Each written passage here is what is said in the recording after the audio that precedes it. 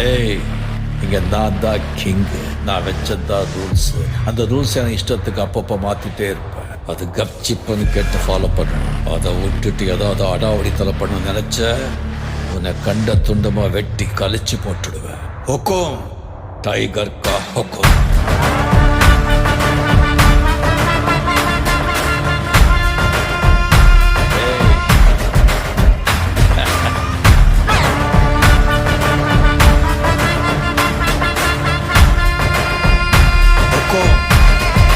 Tiger கா ஹுக்கும்.